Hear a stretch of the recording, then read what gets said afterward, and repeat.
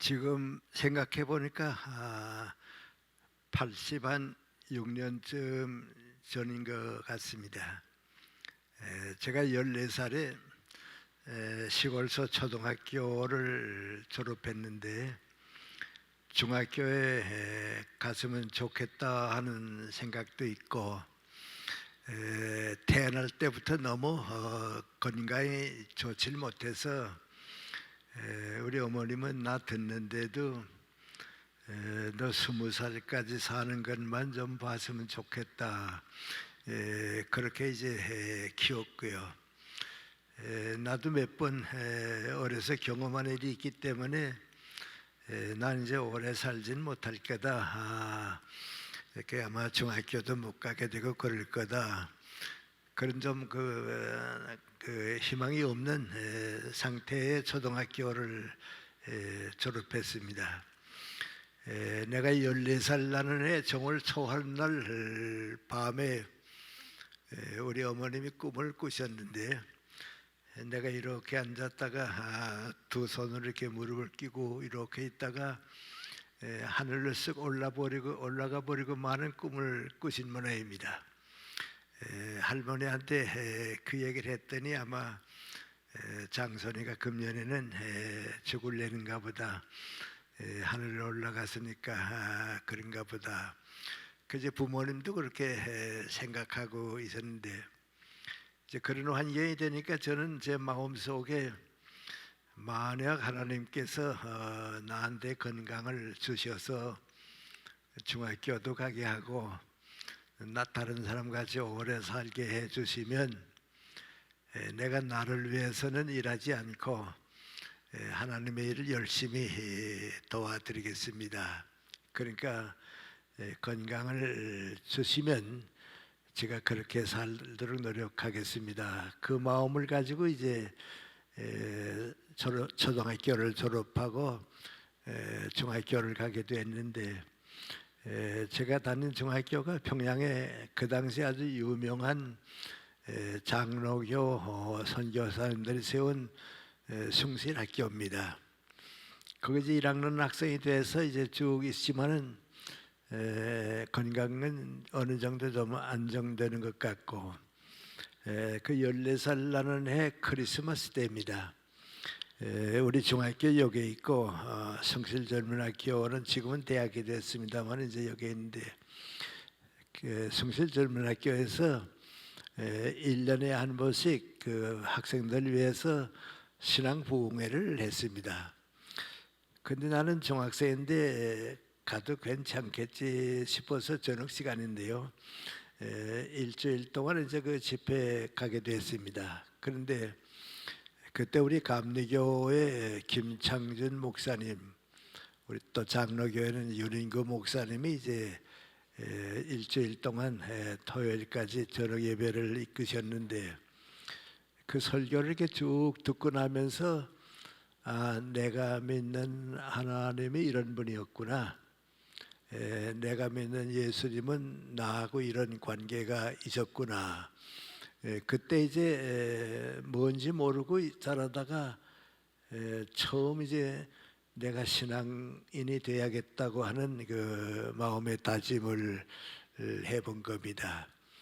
그리고 생각을 해보니까 14살에 내가 하늘로 올라가는 꿈을 꾼 것이 죽는 꿈이 아니고 신앙인으로 다시 태어나는 꿈이었구나.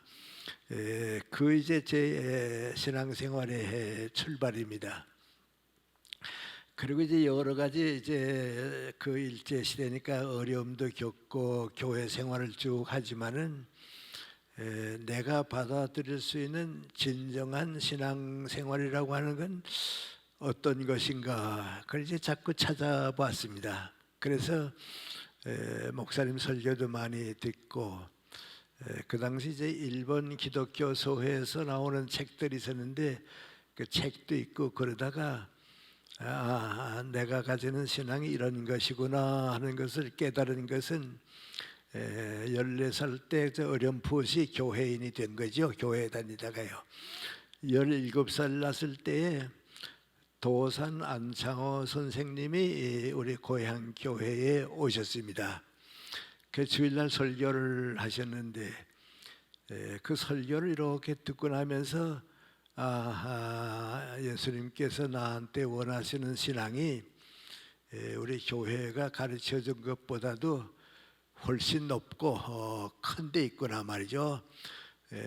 도산 선생의 설교를 이렇게 듣고 나니까 교회 목사님한테 듣던 설교하고는 완전히 달랐습니다. 그래서 기독교 신앙은 평신도지만은 저분이 가지고 있는 신앙이 내가 받아들이고 싶은 신앙이구나. 그걸 이제 깨달았습니다. 그리고 이제 고당 조만식 장로님이 이제 우리 중학교 대선배도 되셨는데 그분을 이렇게 이제 가까이 멀리서 몇 해 모시고 있고 우리 또 학교에 선배시고 하니까 보면서 그분이 가지고 있는 신앙이 또 도산 안창호 선생님이 가지고 있는 신앙과 같았습니다. 그래서 제가 교회에서 배운 신앙생활에 도산 선생과 고당 선생이 가지고 있던 신앙의 그 뜻이 함께 들어오고서요. 그땐 조금 내 신앙생활의 수준이 달라지게 됐습니다. 그래서 오늘까지 계속된 셈입니다. 두 분 말씀을 제가 뭐 다 말씀드릴 수는 없고요. 도산 선생은 우리 교회에서 설교하시는 것이 살아계시는 동안 마지막 강연이고 설교했습니다. 그리고 이제 몇 달 후에 서대문 형무소에 와 있다가 세상 떠났으니까 제가 그 어른이 살아계시는 마지막 설교를 들은 셈이 됐습니다. 그리고 고당 조만식 선생님은 평양 산정형 교회의 목사님으로 저 장로님으로 쭉 계셨는데 그 고당 선생의 얘기만 한 가지 제가 소개를 하겠습니다. 해방되고 이제 북한에 김일성 정권이 들어섰는데 북한의 모든 국민들이 김일성이 뭐라고 얘기하거나 지시하는 건 반대입니다. 공산 정체니까 반대고요. 고당 선생이 뭐라고 얘기하면 전부 따라가고 듣고 마음으로 받아들이고 그럽니다. 그런데 김일성이 조만식을 제거해야겠는데 죽일 수는 없고요. 그러니까 평양 한가운데 고려 호텔이라고 있었습니다. 거기에 이제 연금시켜 놓고 외출도 못하고 면회도 못하게 했습니다.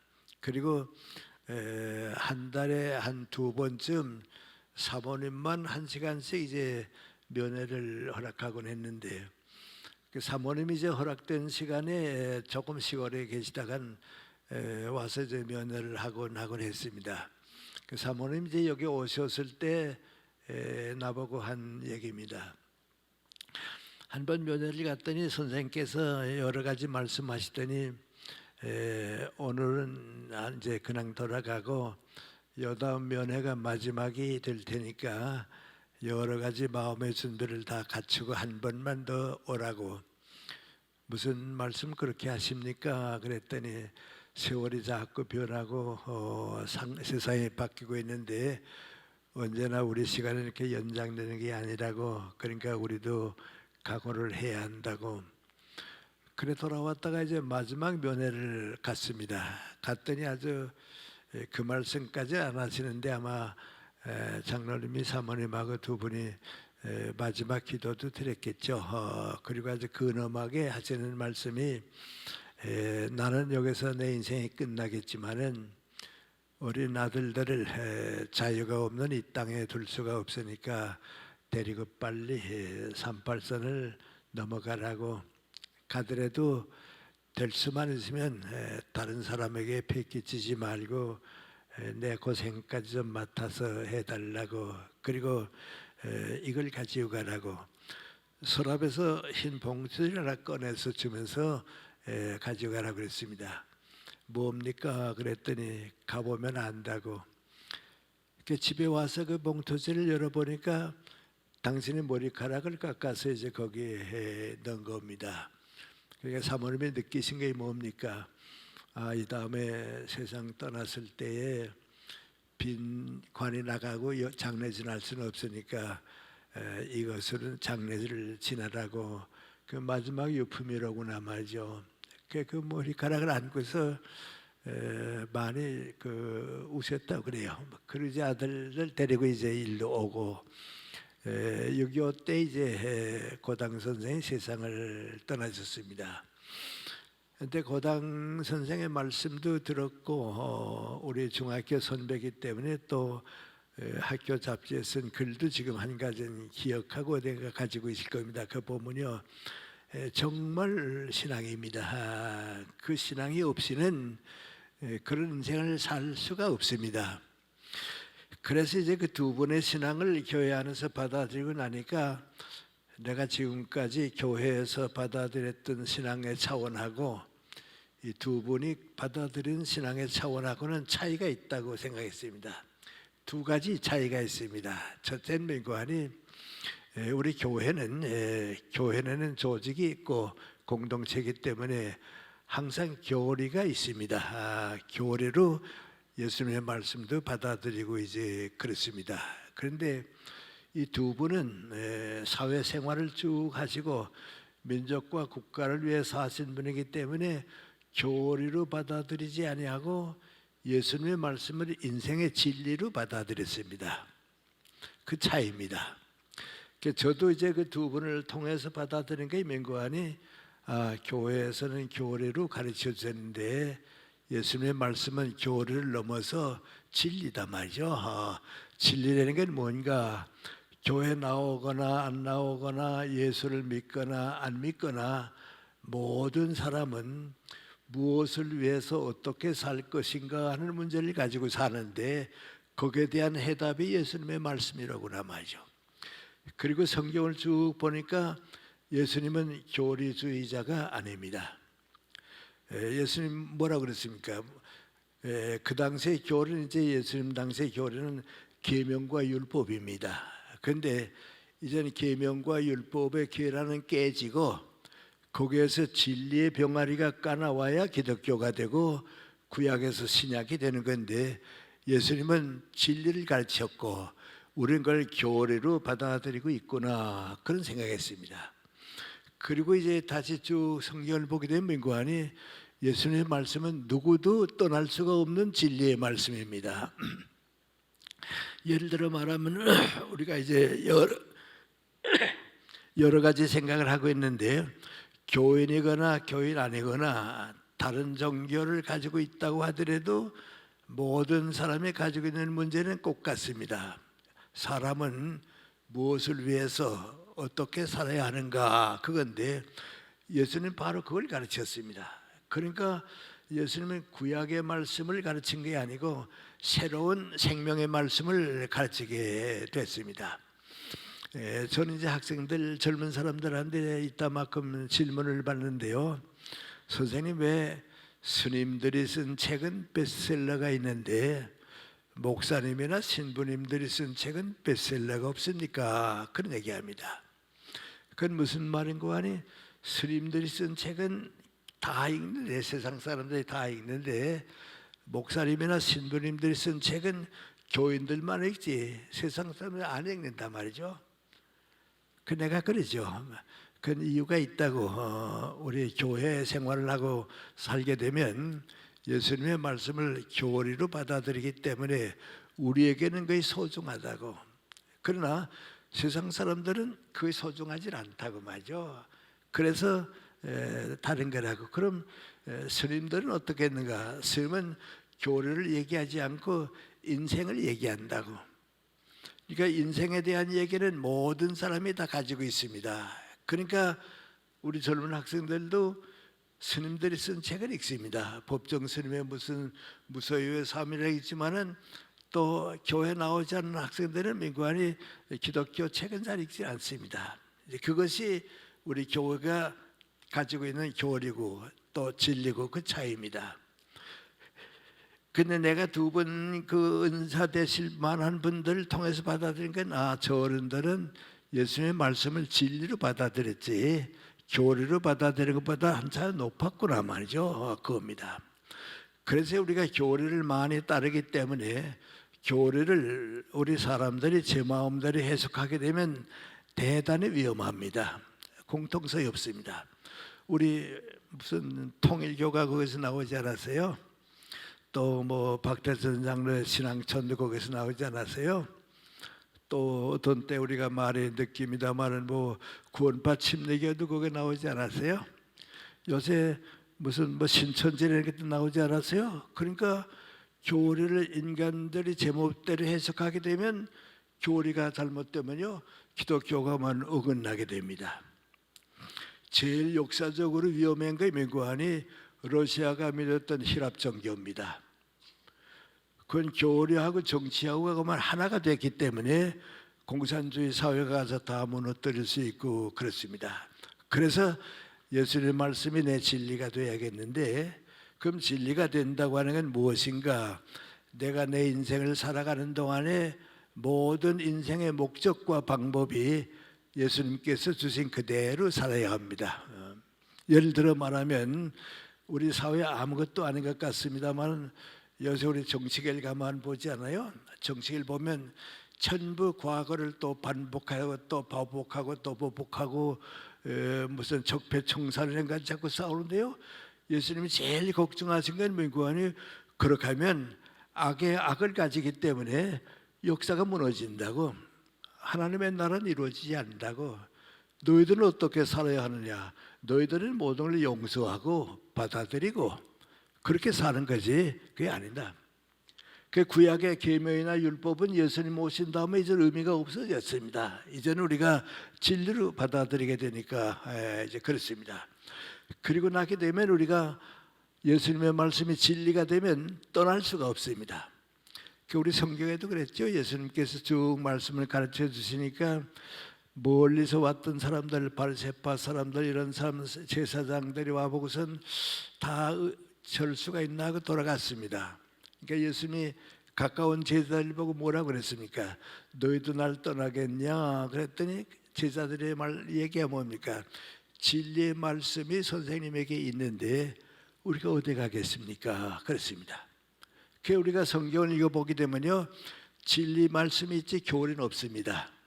그래서 이것이 우리 신앙생활의 가치 의미의 방향이로구나 말이에요. 그걸 느꼈습니다. 그 다음에 이제 두 번째 느낀 거 있습니다. 나도 이제 성경 말씀을 읽다가 이제 이분들의 말씀을 듣고 내가 좀 생각하게 돼 있다가 느끼게 된 거 아니, 이상하다. 사복음을 여러 번 읽어봐도 예수님은 교회 걱정을 하신 일이 없습니다. 예수님 교회 걱정하신 일이 없습니다. 그러면 전부 걱정한 건 뭡니까? 하나님의 나라입니다. 하늘나라를 위해서 나는 왔다고 그랬지나 교회 위해서 왔다고 교회 걱정이 없습니다. 그러면 하늘나라라고 하는 건 뭔가? 세상을 하나님께서 원하시는 뜻을 바꾸기 위해서 역사를 바꾸어 놓고 우리 희망을 가지고 살 수 있는 새로 태어나는 거지, 예수님의 말씀은 어떤 뭐 교회를 위해 있는 건 아닙니다. 그래서 이제 그 다음에 제가 느끼게 된 게 민구안이 우리 교회는 목적이 아니고 하나님의 나라를 위해서 가는 책임을 맡은 하나의 과정이라구나 말이죠. 예를 들어 말하면 이제 내가 내 친구 보고서 나 부산에 간다고 그리고 기차를 타고 가다가 대전에 좀 내렸다가 부산까지 안 가고 대전에 머물러 버리고 말면 목적지를 못 가는 겁니다. 또 대구까지 가서 또 머물고 말면 또 목적지에는 못 갑니다. 목적지를 민구안이 부산까지 가야 목적지에 도달합니다. 그러니까 교회는 대전에도 있고 대구에도 있고 뭐 삼양진에도 있습니다. 그러나 하나님의 나라는 부산까지 가야 합니다. 교회가 그걸 안내하는 겁니다. 교회가 그걸로 이끌어 가야 하는 겁니다. 그런데 우리가 하나님의 나라를 좀 멀리 생각하고요, 교회 생활에 안주하게 되면 교회하고 되고 그렇습니다. 그래서 예수님께서 이상하게도 우리는 모든 게 교회 걱정입니다. 교회가 목적이고 교회가 전부라는데 그게 아닙니다. 이제 그렇게 살았기 때문에 세상에서 버림을 받은 게 천주교입니다. 뭐 완전히 버린 건 아니죠. 그 진리는 남아 있고 그런데 거리가 생기기 그럽니다. 그러니까 이제 인문학이 왜 필요하냐 하는 얘기를 가만 받아들이면 저는 철학 공부를 했으니까요 받아들이는데 인문학을 한 사람은 예수님의 말씀을 진리로 받아들이지 교리로 받아들일 수가 없습니다. 좀 이런 얘기 하게 되면 오해를 받는 때가 있습니다만 제가 미국에 좀 자주 가서 여러 교회를 도와드리고 있는데요. 샌루이스 대학의 광로균이라고 하는 내 제자가 있습니다. 그 지주가 이제 내가 이제 다른 데 와 있었는데 선생님 시간 있으면 우리 집에 와서 한 2, 3일 동안 머물고 가시라고 말이죠. 그 비행기 표를 다 보내고 그래서 갔습니다. 갔는데 그 광로균 교수가 날 찾은 이유가 있습니다. 이유는 뭔가 하니 그 부인이 한국 여호와의 증인의 총책임자입니다. 여호와의 증인이라는 우리가 교단 있잖아요. 그 총책임자인데 그 따님이 점점 아버지가 하는 일을 보고 여호와의 증인을 쭉 사회하고 비교해 보다가 그만 신앙을 버렸습니다. 무신론자가 됐습니다. 그런데 그 광로균 교수는 그 남편인데 나 때문에 이제 교회에 나가게 되고 그랬습니다. 그러니까 여호와의 증인의 한국 총책임자에 따른 무신론자가 되고 내 제자는 이제 교회 생활을 시작하게 되고 그러니까 갈등이 생기고 고민이 생긴 겁니다. 교회 와서 한 2, 3일 머무는 동안에 좀 이런 문제에 대해서 얘기하고 싶으니까 오라고 그랬습니다. 교리에 빠지게 되면 그렇게 됩니다. 그래서 우리가 아직도 우리나라에서는 천주교는 잘못된 교단이 나온 게 없는데 우리 너무 교리를 인간적으로 해석하니까 지금도 신천지 같은 게 자꾸 나오고 이제 그렇습니다. 그래서 예수님의 말씀을 진리로 받아들이는데 그 목적은 어디에 있는가? 역사를 바꾸고 사회를 바꾸고 교회 밖에 있는 사람들 위해서 노력할 수 있고 그래서 하나님의 나라가 이 땅 위에 북한 동포들 위해 우리 모두 위에 하나님의 나라가 역사 위에 이루어질 수 있어야 됩니다. 그러니까 신앙이라고 하는 게 무슨 생각을 해보게 되면 내 마음의 그릇이 작으면 신앙도 작게밖에 못 받아들입니다. 내 마음의 그릇이 크면 신앙을 크게 받아들입니다. 신앙을 하나님의 나라를 위해서 받아들이게 되면 큰 그릇에 받아들이게 되는데 교회를 위해서 받아들이게 되면 교회와 더불어 좁아질 수가 있습니다. 그래서 내가 두 분을 통해서 받아들이는 게 민구하니 내 신앙의 목적은 하늘나라를 대한민국의 북한 동포들을 위해서 전 세계가 그렇게 이루어져야 그 하나님의 나라를 위해서 이루어지는 것이다. 그런 생각을 했습니다. 그렇게 사니까 미안합니다만은 저 나름대로 자유로워지고요. 저 나름대로 교단도 생각 안 하게 되고요. 그렇습니다. 이런 말씀은 그저 내 얘기이기 때문에 좀 말씀드리기가 어렵습니다만은 미국 캐나다의 여러 곳에 이제 교회를 좀 도와드렸는데요. 한번 밴쿠버에 있는 반병선 목사님이 심원하는 한인교회에 갔습니다. 현재 그 밴쿠버에 우리 한인들이 좀 수준이 높습니다. 그게 이제 1년에 한 번씩 모든 교회가 부흥회를 하는데 우리 선복교회 조영기 목사님도 또 보수지형을 다녀가고 또 우리 한경직 목사님도 그 한인교회 다녀가고 바로 그 얼마 후에 내가 이제 여행을 하다가 들리게 됐습니다. 그 반 목사님이 나보고 그래요. 선생님 금요일 저녁, 토요일 저녁, 일요일 이제 예배하고 저녁 4번 집회를 가지겠는데 한 목사님도 다녀가고 또 조영기 목사님도 다녀가고 그래서 많이는 안 모일 겁니다. 그러니까 이게 본 예배당보다도 그 작은 예배실이 있는데 150명까지 들어가는데 거기에 장소를 택했습니다. 그래요. 알겠다고 그건 잘 됐다고 그랬습니다. 그 금요일 저녁에 거기 예배를 드리러 갔는데요. 너무 많이 오니까 거기 좁아서 대예배를 받기로 했습니다. 근데 와 보니까 상당히 큰 예배당인데요. 거의 가득 찼습니다. 그 다음에 아주 가득 찼습니다. 근데 목사님이 나보고 하는 얘기가 뭔가 하니 여기에 우리 교회는 한 4분질밖에 안 되고요. 4분질 사회 우리 교인이 아닙니다. 그래요. 그러니까 그 지역사회 사람들이 하는들이 공무원으로 온 사람들이 교수는 사람들이 다 온 겁니다. 근데 아무것도 아니지만은 나 혼자 생각해 말이죠. 교회를 위한 목사님들도 중요하지만은 하나님의 나라를 위해서 사회적으로 말씀드리는 사람도 있어야겠다 말이죠. 그건 내가 그렇게 해야겠다 그렇습니다. 또 저는 이제 뭐 교단 관계가 없으니까요.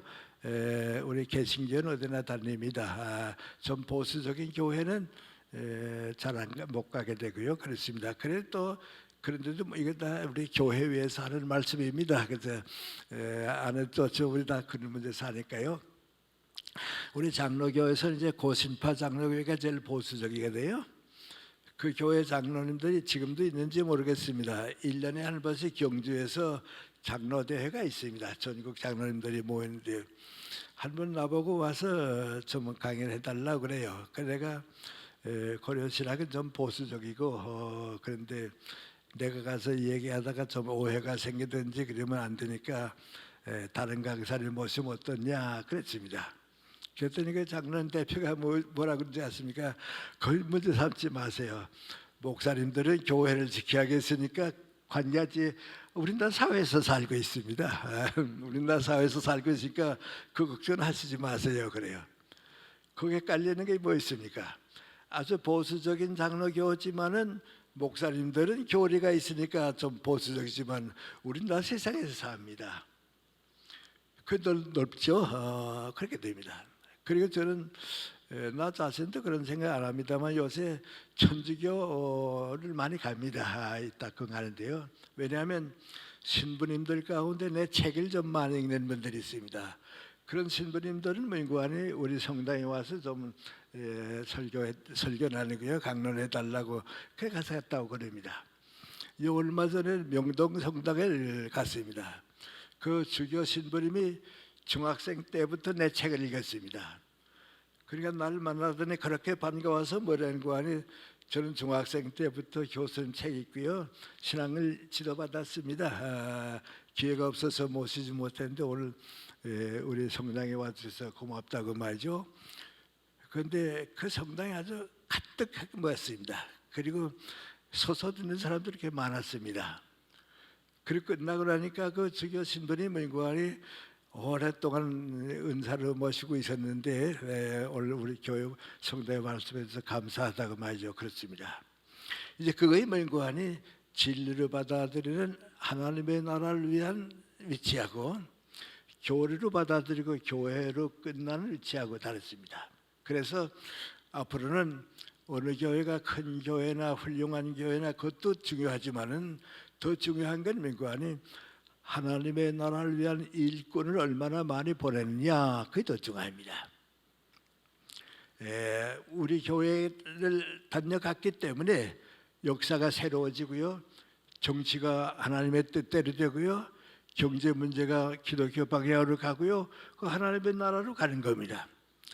그런데 그게 아주 이상하게도 그게 좀 어렵습니다. 나 자신도 부끄럽게 생각하는데요. 한 20년 전까지는요, 교회 설교를 위해 갈 땐 기도드리고 갔습니다. 사회 강연하러 나갈 땐 기도 안 드리고 갑니다. 왜? 주님만 자리에 가시면 되니까 말이죠. 편하게 하고 그랬습니다. 근데 한 20년쯤 전부터 생각하니까 예수님께서 나보고 뭐라고 그러셨을까? 교인만 내가 사랑하는 사람이냐? 교인 아닌 사람을 위해서 나도 노력하고 너도 노력하는 거지. 교회는 괜찮다고. 그건 다 우리 괜찮은데 오히려 밖에 나갈 때 기독교를 반대하는 사람들이 거기에 갈 때에 내가 기도하고 가야지 왜 이렇게 좁은 생각까지냐고 말이죠. 그런 생각을 좀 많이 바꾸고 있습니다. 그래서 우리가 하나님 원하시는 나라를 위해서 제일 소중한 책임을 맡은 기독교 공동체가 교회입니다. 교회는 기독교 공동체 가운데 제일 중요합니다. 그래서 우리가 모체가 돼서 하나님 나라를 위해서 이바지할 수 있는 길이 있어야겠습니다. 그 다음에 두 번째, 이제 우리 인생을 쭉 보게 되면 제가 이제 보니까요, 이런 걱정을 하고 지나는 동안에 한 30쯤 됐습니다. 그 30 중반쯤 돼서 이제 연세대학교에 가서 65세 정년 퇴직할 때까지 이제 그 교육계 쪽에서 한 40여 년 제 교육계 살았는데요. 그건 하나의 사회입니다. 뭐 교육계라고 하면 연세대학교와 기독교 대학이지만 그건 하나의 이제 공동 사회입니다. 거기 살면서 이제 깨달은 두 번째가 맹고하니 사람은 모두가 이제 30에서 70 가까이 될 때는 일을 하게 되어 있습니다. 모든 누구나 다 일하게 되어 있습니다. 이제는 여성들이기 때문에 남자들하고 일이 다르다 하는 때는 벌써 끝났습니다. 바뀌었습니다. 난 내 딸이 셋 미국에 사는데요. 큰 딸은 이제 80에 가까워졌습니다. 그런데 큰 딸 집에 가보면 아직도 옛날 내식입니다. 내 사회는 병원에 갔다 의사니까 오면 집에서도 앉아 있고요. 내 딸도 나가서 쭉 일하고 와서는 뭐 식사하고 뭐다 하면 내 사회는 신문씩 보고 있다가 저녁 다 돼서 그리고 먹고 사는데요. 걔들 생각은 뭐니 바깥에는 남자가 여자는 바깥을 하더라도 집안에서 그렇게 삽니다. 그런데 내 막내딸은 60이 조금 넘었습니다. 걔도 이제 남편이 의사인데요. 걔들은 미국에서 일찍 살았기 때문에 달라졌습니다. 내가 쓱 가게 되면 내 딸이 저럭지지 않고요. 내 사위가 저럭 안 됩니다. 그 내가 안 하고 왜 남편이 하냐 그러면 나보다 요리 더 잘해요. 그럽니다. 그러니까 거기서 이제는 가정일도 부부가 같이 하고요. 사회일도 같이 해요. 그러니까 내 딸은 이제 교수를 있고 내 사회 이제 의사인데 말이죠. 같이 해요. 그러니까 이제 여성의 일이 따로 있고 남성의 일이 따로 난 그건 없습니다. 그런데 나는 이제 우리나라에 점점 자꾸 변하는 게 민구하니 유능한 여성들이 남성들보다 사회에 더 많은 일을 해야 합니다. 이건 나 개인 생각인데요. 나 개인 생각인데 요새 우리 뭐 미국의 트럼프 대통령도 있고 일본 아베 수상도 있고 우리 대통령도 있고 뭐 영국 다 지도자가 있잖아요. 다 지도자가 있는데 나보고 이 지도자들 가운데 정치 지도자들 가운데 누굴 제일 존경하느냐? 누가 가장 기독교 정신을 가지고 역사를 이끌어가고 있냐고 물어보면 단연 그 독일의 멜케 여자 수사입니다. 이거 비교하는 건 아닙니다만요. 50년 전에 멜케 여자 수사에 가졌던 것 같은 생각을 가지고 정치가들이 정치를 했으면요 세계는 달라졌습니다. 이렇게 되지 않습니다. 그분은 모든 생각이 먼 하나님의 나라가 이루어지기 위해서 여기서부터 가야 하니까 과정은 있지만은 언제나 목적은 하나님의 나라입니다. 그분은 동독에서 자랐는데 아버지가 목사였죠. 그래 아마 난 그런 건 잘 모릅니다만 기독교 민주당 계통일 겁니다. 그 역사를 바꿨습니다. 유럽 역사를 바꾼 건 기독교 정신입니다. 독일이 전쟁에 지지 않았어요. 진 다음에 제일 먼저 한 게 민구안이 세계에서 모인 거 아니에요. 우리가 죄인이라고 그랬습니다. 우리 독일 국가가 세계 죄를 지었다고 말이죠. 그 불란서에 가서 사과했습니다. 폴란드에 가서 사과하고요. 그 독일의 한 수상은요 비가 줄줄 쏟아지는데 그 포로스 형사 자리에 가서 엎드려서 울었습니다. 우리가 이렇게 잘못했다고. 그래서 역사 이렇게 비교해 만드는데 다시는 그러면 안 된다고 말이죠. 그거 지금 서양 역사 바꿨습니다. 불란서와 독일은 몇백 년 동안 원수였는데요. 독일이 우리가 회개하는 바람에 하나가 됐습니다. 구라파를 이끌어가고 있습니다. 그거이 하나님의 나라입니다. 근데 우리 직장 생활을 이제 제 아까 시작했습니다만 이제 연세대학교 가서 좀 철들어 가지고 이제 직장 생활을 쭉 하게 됐는데요. 처음에는 미안하지만 좀 솔직히 말하면 몹시 가난했습니다. 고생했습니다. 그래도 그때는 대학에 적을 두게 되면 기초경제 생활은 되던 때입니다. 기초생활이라고는 이제 아들, 딸들 교육은 시키고요. 뭐 이게 먹고 사는 건 문제가 없던 때인데요. 저는 이제 그렇지 못했습니다. 왜냐하면 한때 우리 교회도 많이 도와줬습니다만은 아들 딸 가르치지 말고 둘 만나서 잘 키우자 뭐 그런 때가 있었죠. 그때 저는 애들을 6을 키웠습니다. 그러니까 그 교육 책임이 나한테 있고요. 6.25 전쟁이 끝나니까 우리 어머님과 동생 셋이 이제 북쪽에서 왔는데 동생들이 다 고등학교 대학 갈 나이들입니다. 그 나는 혼자 연세대학교 월급 받아가지고 10명을 부양가족을 했으니까 정말 고생했습니다. 집이 없어서 고생하는 것도 그때 그랬습니다. 그래도 그걸 이제 넘기니까요. 그때는 우리 그렇게 고생하게 사니까 뭐든지 왜 일하느냐 돈 때문에 일했습니다. 수입이 세하니까요. 그래서 한 7, 8년 동안은 그저 뭐든지 돈입니다. 돈 받아야 하니까 말이죠. 그 다른 대학에 시간 강사를 많이 갔습니다. 많이 가는데 한 대학에서 나한테 요청이 왔습니다. 선생님, 연세대학교에 계시면서 우리 대학에 전임 대우 해드릴 테니까 다른 대학의 시간 강사는 그만두고요. 같은 시간을 우리 연세대학교와 같은 시간을 우리 대학에 와서 해주면 좀 대우해드리겠다고 말이에요. 그래서 이제 한숨 놨습니다. 이제 됐다 말이죠. 그땐 참 고생 많이 했습니다. 그런데요, 그게 좀 안정되고 나니까 이제는 좀 달라졌습니다. 이제는 수입보다도 교수답게 살아보자. 내 맡겨준 이제 교육자답게 살아야겠다. 그래서 마음 편해졌는데요.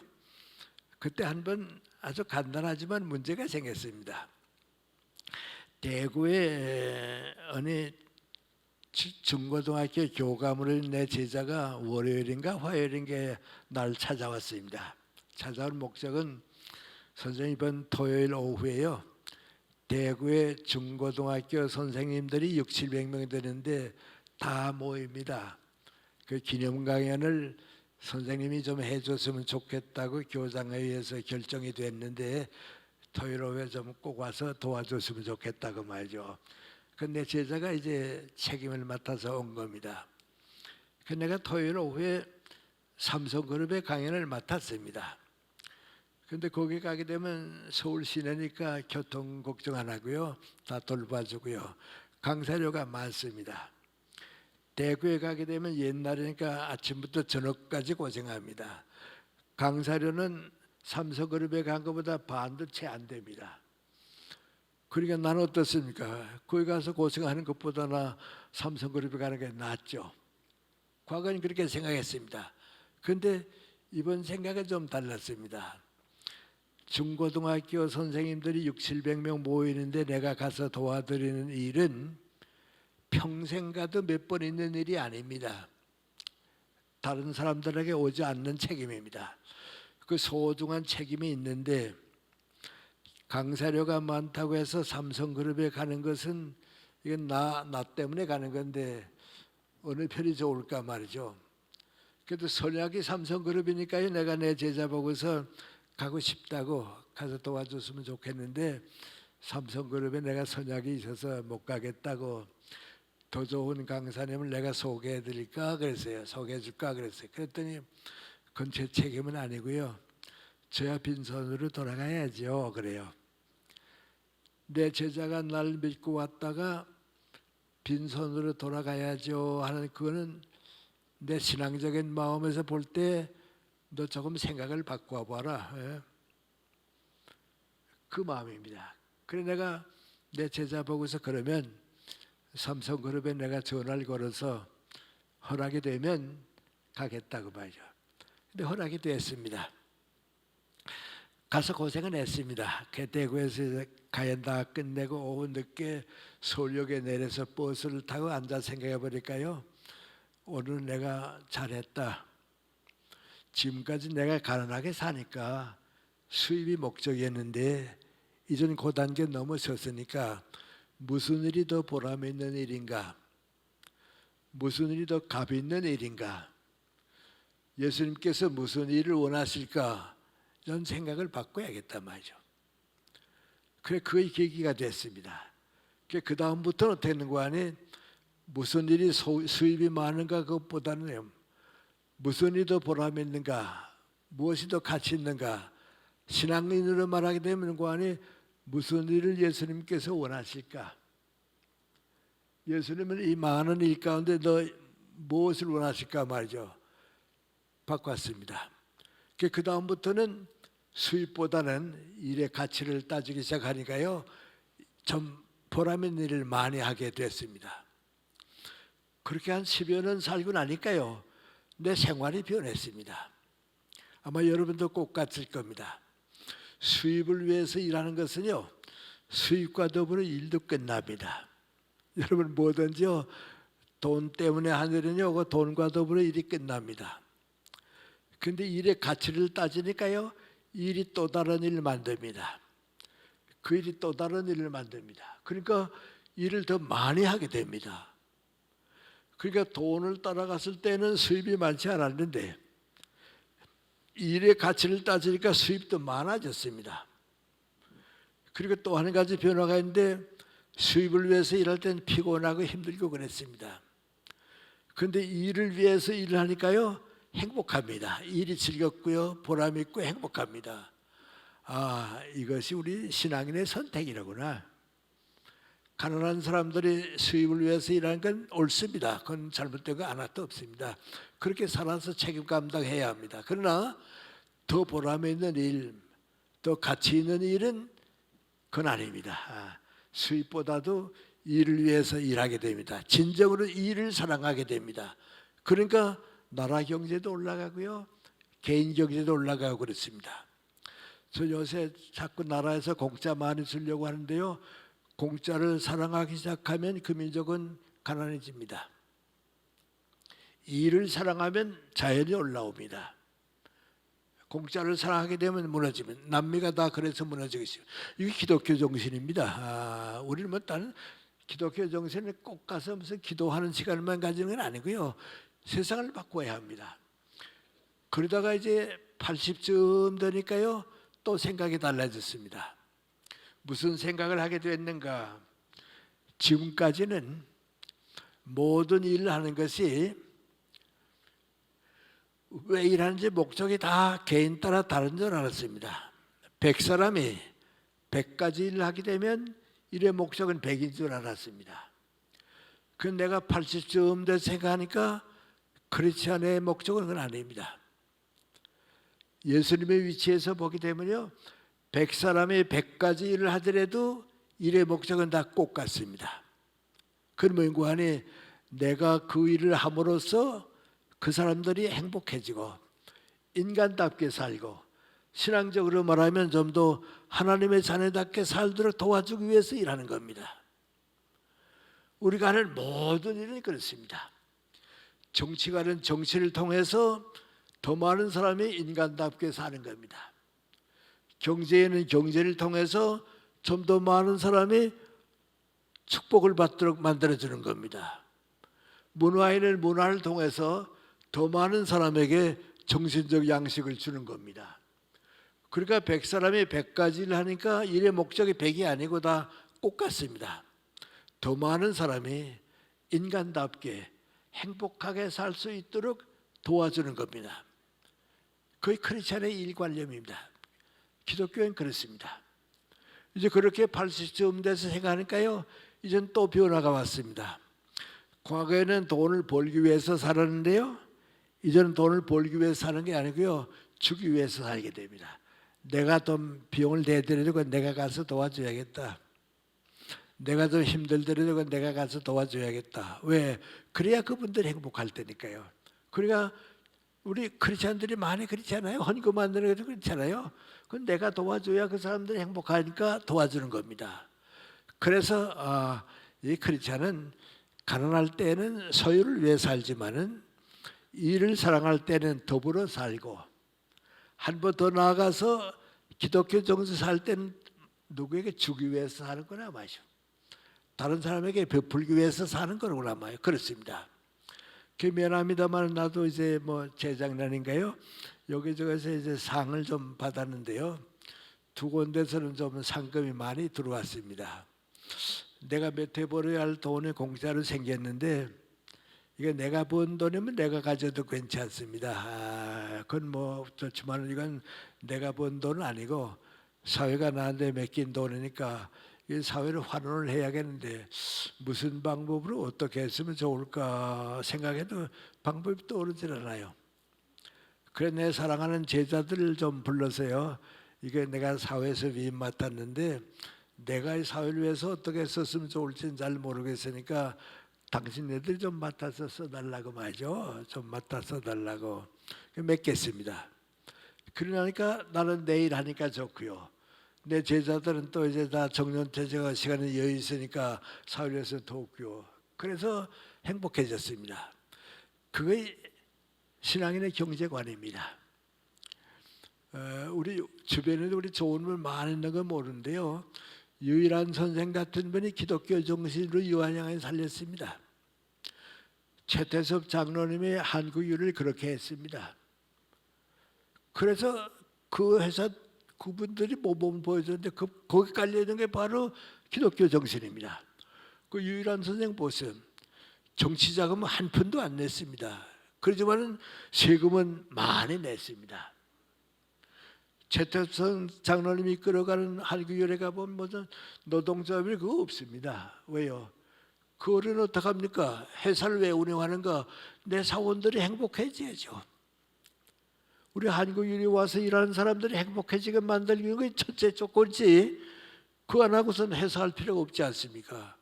그게 다 기독교 정신입니다. 그래서 일의 가치관이 달라집니다. 여러분 하시는 일이요. 이건 내가 나를 위해서 하는 게 아니고 항상 우리가 사회를 위해서 주기 위해서 일하니까 예수님께서 맡기신 일이고 모든 일이 예수님께서 나한테 맡겨줬구나. 정치를 해도 그렇게 하면 달라지죠. 기업을 해도 그렇게 하면 달라지죠. 교육을 해도 그렇게 하면 달라지죠. 내 제자들도 사랑하게 되고 그러죠. 그렇습니다. 시간이 많이 갔기 때문에 그 결론 비슷하게 말씀을 드리겠습니다. 지난 긴 세월 이렇게 쭉 해고해 보니까 이제 아마 이런 것이 여러분과 나누고 싶은 마지막 결론이 될까 싶어서 말씀드립니다. 제가 14살 났을 때 이제 중학교 간 얘기를 쭉 했는데요. 그때 이제 합격이 됐습니다. 하여튼 발표가 돼서 합격이 돼서 아버지한테 와서 아버지 나 학교 발표 보러 갔더니 나 합격이 됐더라고. 이제 중학생이 됐다고 그랬습니다. 우리 아버님이 그 얘기를 들었더니 수고했다 그래서 그러세요. 그리고 한번 조용히 날 찾으시더니 하시는 말씀입니다. 내가 중학생이 됐다고 하니까 내가 너한테 할 얘기가 있다. 무슨 말씀하시려는가 했더니 내가 이제부터 긴 인생을 살아가게 되겠는데 항상 나와 내 가정 걱정만 하면서 살게 되면 내가 가정만큼밖에는 성장을 못한다. 친구들과 더불어 좋은 직장을 만들고 더불어 열심히 일하게 되면 내가 그 지역사회에 그 직장의 주인이 된다. 그만큼 성장한다. 그런데 꼭 같은 사람이 항상 민족과 국가를 걱정하면서 살게 되면 자기도 모르는 동안에 민족 국가만큼은 잘하는 거란다. 그 얘기입니다. 근데 지금 내가 철들어 생각해 보니까요. 우리 아버님은 학교 교육을 옛날 못 받으신 분이고요. 교회에서 쭉 자라신 분입니다. 그게 바로 기독교 정신입니다. 우리 아버님이 나한테 기독교 정신 그렇게 가르쳐 줬습니다. 그때 연세대학교 가서 30여 년 쭉 살면서 보니까요. 상당히 많은 교수님들도 지금은 안 그렇죠. 그땐 그랬습니다. 가만 보면요. 내가 연세대학교를 위해서 무엇을 할까?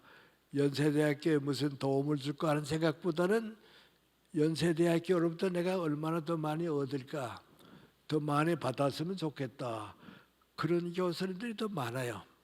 나도 그래요. 나도 월급 올라가고 보너스 나오면 좋아요. 그건 정말 틀림이 없는데 또 생각해 보면요.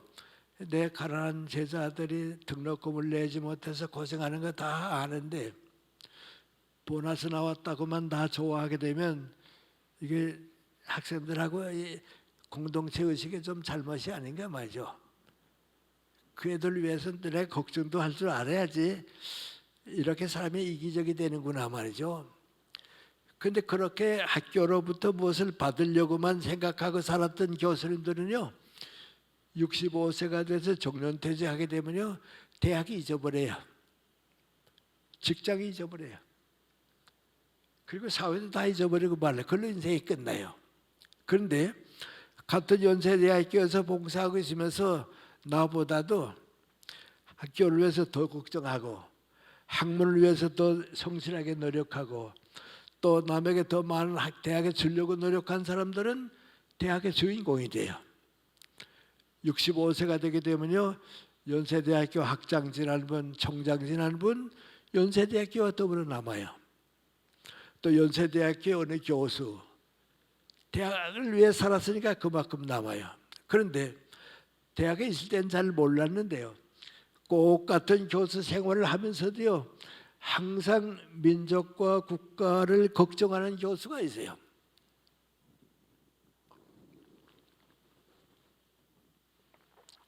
수는 많지 않지만요, 그런 친구들 만나게 되면 언제나 민족과 국가 걱정해요. 우리 사회 나가면 날 이제 소개할 때 어디 가든 나 이번에 저 백주는 100년 전에 태어난 사람들의 무슨 기념 연구회가 있어요. 거기에 이제 한 분야가 이제 나하고 김태길 교수하고 안병욱 선생이 다 동갑이거든요. 100년 전에 태어났다고 해서 이제 그 모임에서 연구해서 그 분야가 있어요. 그래서 내가 살아 있으니까 나오시겠냐 그래요. 그래서 내가 내게 대한 연구하고 있는데 내가 왜 나가느냐고 말이죠. 그래서 다른 사람 대신 나는 안 나간다고 해서 그런데 그저 그런 모임이 그래요. 그래서 어디 가든지 이제 내가 가는 데는 문구안에 김태길 선생, 안병선 같이 가요. 지바에 가게 되면 꼭 나 소개할 때 뭐라는 거 아니, 세 분이 같이 일했는데 두 분을 먼저 세상 떠나고 나만 남았다고 그래요. 또 어떤 때 가게 되면요, 가야 되는 사람이 와서 안병선 책 가지고 와서 나한테 사인해달라 그래요. 그 같이 보니까 그래요. 그래서 우리 셋이 유엔 좀 알려주고 있는데요. 그 우리 셋이 이렇게 쭉 만나보면요, 언제나 대학에 있을 때도 민족과 국가 걱정이에요. 다른 대학에도 있고요. 그런 분이 있죠. 근데 그런 분들은요, 정년퇴직을 해서 대학을 떠난 것 같아도 세상 떠날 때까지 사회를 위해 일해요. 항상 민족과 국가를 위해서 걱정했으니까요, 정년이 없어요. 죽을 때까지 일하게 돼요. 왜요? 사회가 원하니까 말이죠. 사회가 요청해 오니까 말이죠. 그 일하게 돼요.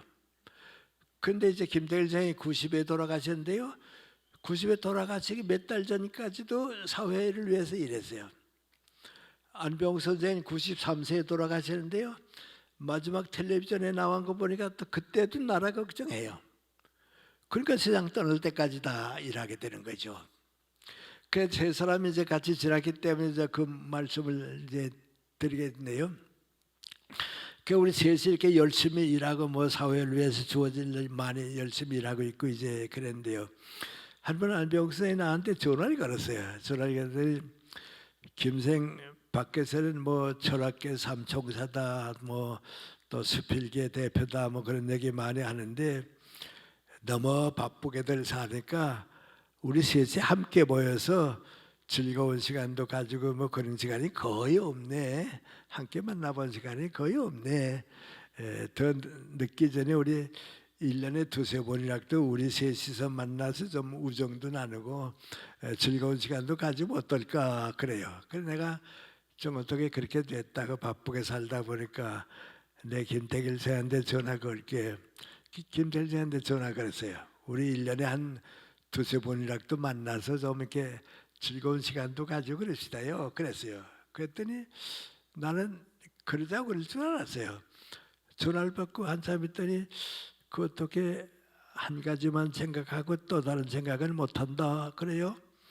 무슨 생각인데요? 그랬더니 얘기하려고 한 10년 전에 얘기하든지 하지 이제 나 우리 늙어서 세상 사람들이 볼 때 우리 다 이제 갈 사람이야. 우리도 갈 준비해야 하고 이제 늙어서 만나면 뭐하노?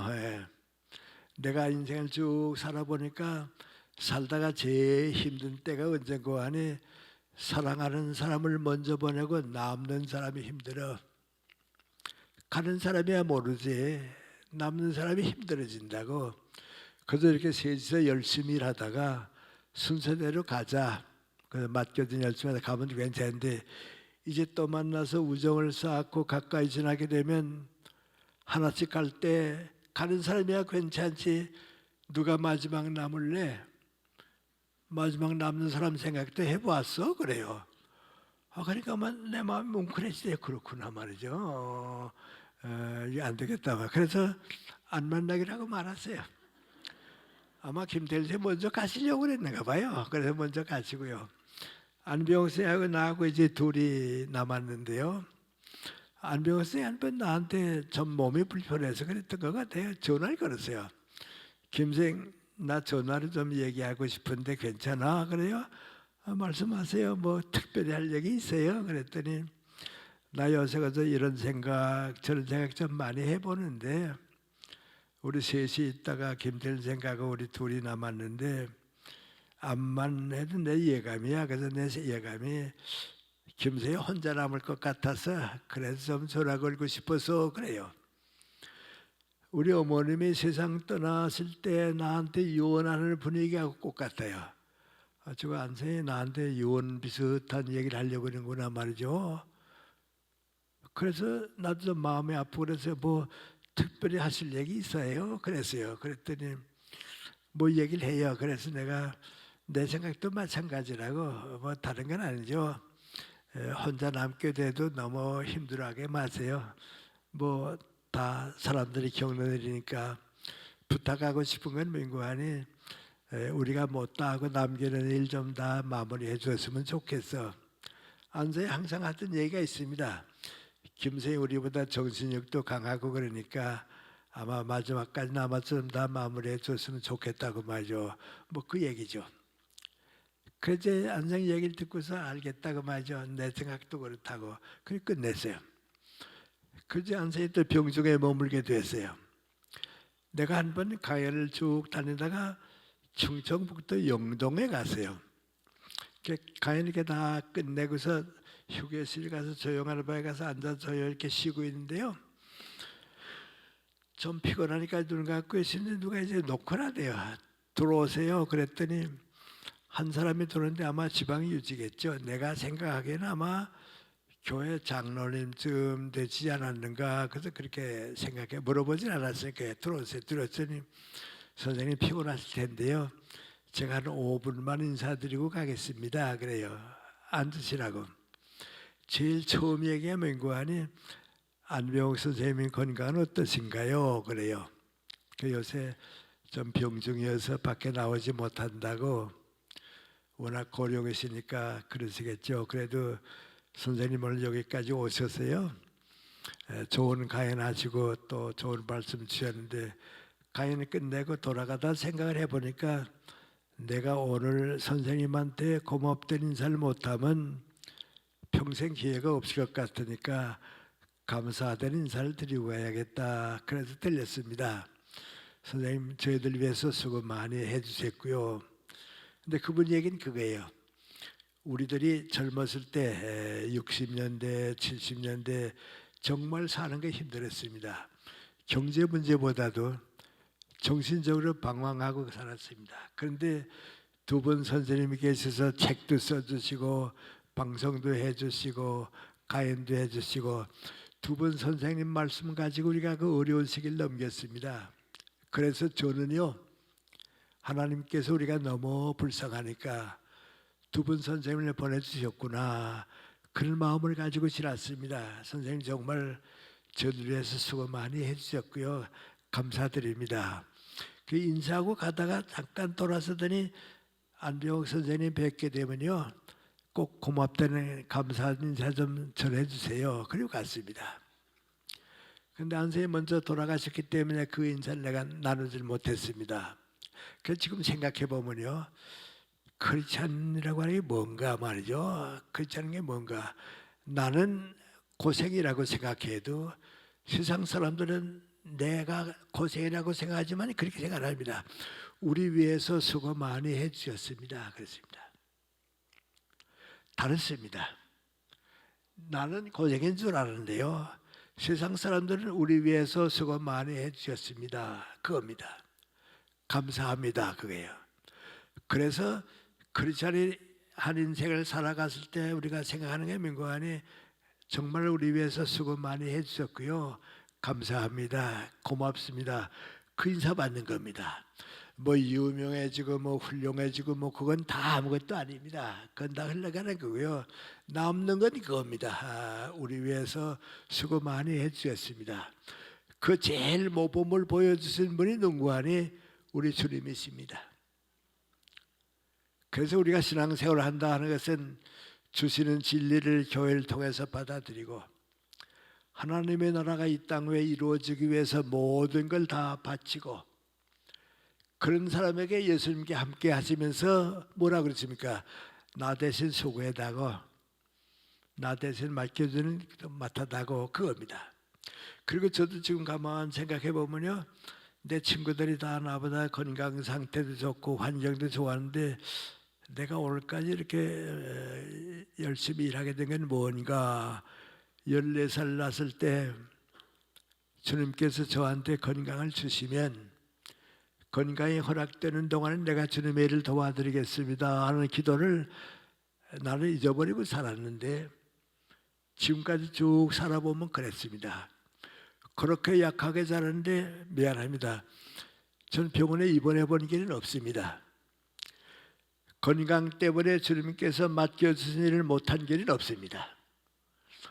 나는 그거 생각하게 되면요, 지금도 주님께서 내 옆에서 좀 더 건강이 허락되는 동안 같이 갈게, 같이 머물러 줄게, 그 믿음이 있기 때문에 살지 않나 생각하지 않나 그렇습니다. 전 여러분께서도요, 예수님 대신 주변 사람들이 더불어 사는 많은 사람들이 우리 위해 수고 많이 해주셨습니다. 그 인사를 받는 생애를 살아주시면 예수님께서 아마 여러분을 떠나시지 아니하시고 항상 함께 해주시리라고 믿습니다. 우리 신앙이라고 하는 것은 항상 새롭게 태어나는 겁니다. 또 새롭게 태어나는데 오늘 여러분 마음을 새로 가지시는데 좀 주님께서 좋은 길을 안내해 주시기 기도드리는 마음입니다. 고맙습니다.